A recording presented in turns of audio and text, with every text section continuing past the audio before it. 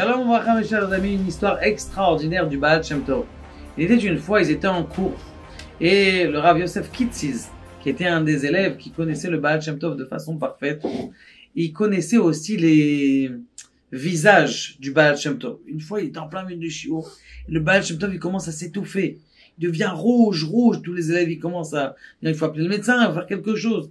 Il dit, non, vous inquiétez pas, le Baal Shem Tov, il est en train de faire une aliyat neshama. Tout va aller. Et lui, il devient rouge, d'une rougeur extraordinaire. Et en plein milieu, le Baal Shem Tov, il s'arrête, il redevient normal, et tout va bien. Tous les élèves, ils posent la question au Baal Shem Tov. Qu'est-ce qui se passe? Qu'est-ce qui t'est arrivé? On a eu peur pour toi. Il dit, écoutez, j'étais en train de vous faire une dracha au sujet de la façon dont comment est-ce qu'un juif, il doit, manger. Et vous savez que le Baal Shem Tov, il a annulé tous ces moussagim de shovavim, de pas faire des shovavim, de faire 2 fois par semaine le jeûne. Il faut faire, si quelqu'un il sait qu'il a besoin, il doit faire des shovavim.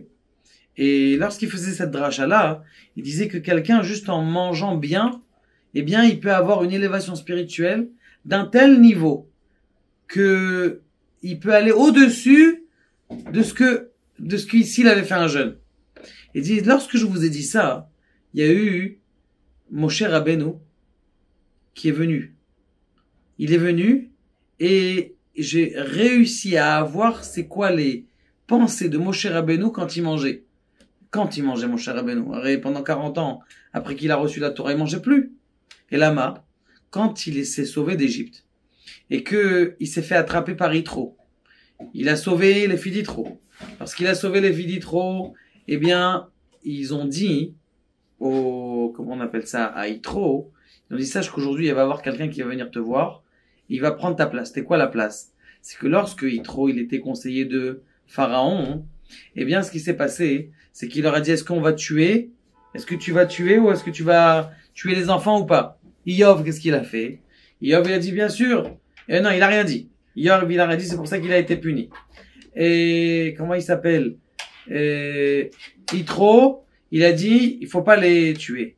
Et Bilaam, il a dit, il faut les tuer les enfants d'Israël. Très bien. Maintenant, Yitro, après, il s'est sauvé. Avant de se sauver, il y avait là-bas le bâton que Yosef, il avait laissé, puisqu'il était le prince d'Égypte. Il a pris ce bâton-là, et il s'est sauvé. Lorsqu'il s'est sauvé, il a replanté ce bâton. Ce bâton, il n'arrivait plus à bouger. Et ils lui ont dit, ses amis, ils lui ont dit, sache qu'aujourd'hui, il va y avoir quelqu'un qui va venir et qui va réussir à enlever le bâton. Qui est-ce qui a enlevé le bâton? Moshe Rabbeinu, que lui aussi s'est sauvé. Il a enlevé le bâton, il a eu peur Yitro, il a pris Yitro, un enchanteur, et il l'a mis dans un puits. Il l'a mis dans un puits pendant des années. Maintenant, qu'est-ce qu'il lui donnait à manger? Tzipora.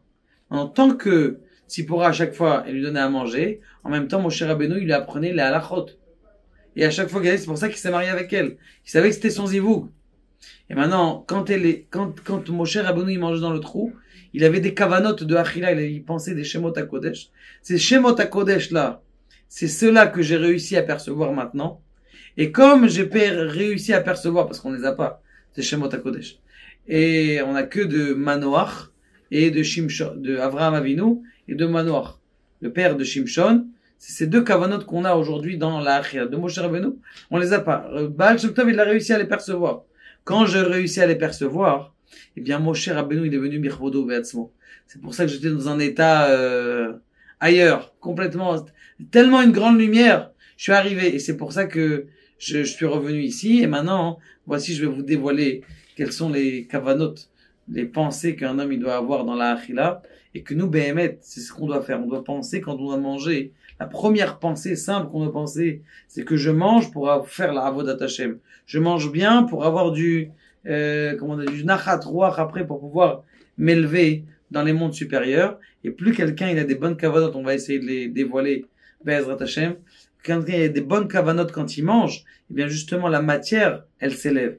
Et voici un enseignement du Baal Shem Tov dans la nourriture. Baal Shem Tov il pose la question, comment ça se fait que des fois, tu préfères cette nourriture? Là, lui, il adore le poisson. Il y en a, ils adorent le poisson. Tu lui proposes de la viande, ça intéresse pas. L'autre, il adore le steak. Il n'aime pas le steak, il préfère des légumes. Il y en a plein d'achron, surtout aujourd'hui, où on parle de la nature et de de la façon de se comporter à table. Et comment ça se fait que c'est comme ça? Il dit le Baal Shem Tov extraordinaire. Il dit le Baal Shem Tov parce que en vérité, il y a un kesher entre les nitzotzot à kodesh de ton âme, c'est-à-dire entre les étincelles divines de ton âme et ce qu'il y a à l'intérieur de la nourriture.